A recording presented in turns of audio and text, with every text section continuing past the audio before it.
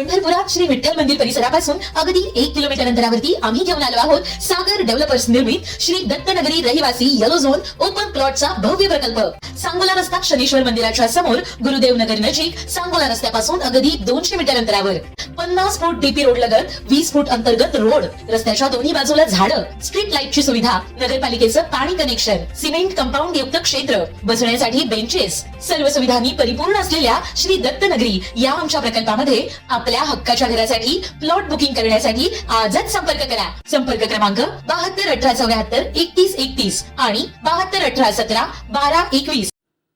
मुंबईत एका तरुणीने आपल्या प्रियकराच्या छळाला कंटाळून आत्महत्या केल्याची घटना घडली आहे।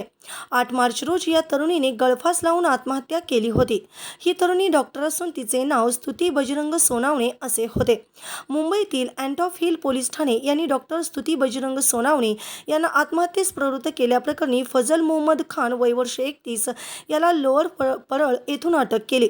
न्यायालयाने फजल मोहम्मद खान याला 1 दिवसाची पोलीस कोठडी सुनावली आहे। त्याच्या चौकशीतून आता कोणती नवीन माहिती समोर येणार याकडे सर्वांचे लक्ष लागले आहे। डॉक्टर स्तुती सोनावणे यांच्या आत्महत्येमुळे मुंबई परिसरात एकच खळबळ उडाली। पोलिसांना घटनास्थळावरून 6 पानांची सुसाईड नोट सापडली असून त्यात फैजल मोहम्मद खानकडून सतत मानसिक छळ होत असल्याचा उल्लेख आहे। फजलच्या छळाची माहिती स्तुतीने आपल्या मैत्रिणीला दिली होती।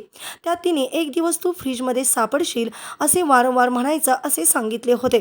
स्तुती सोनावणे आणि फजल खान यांची ओळख एका डेटिंग ॲपवर झाली। त्यानंतर ते गेल्या वर्षभरापासून रिलेशनशिपमध्ये होते। मात्र या दोघांमध्ये भांडणे व्हायची। यावेळी फजल खान तिला मारून टाकण्याची धमकी द्यायचा असे पोलिसांचे म्हणणे आहे। या सगळ्या त्रासाला कंटाळून डॉक्टर स्तुती सोनावणे यांनी आत्महत्या केल्याचा प्राथमिक अंदाज आहे। 8 मार्च रोजी स्तुतीचे आई वडील जेवणासाठी बाहेर गेले होते। ते दोघे परत आल्यावर स्तुती तिच्या खोलीचा दरवाजा उघडत नव्हती।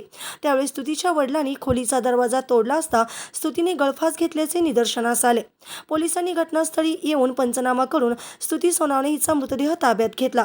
शवविच्छेदन अहवालानुसार डॉक्टर स्तुती सोनावणे यांनी गळफास घेऊन आत्महत्या केल्याचं स्पष्ट झालं आहे।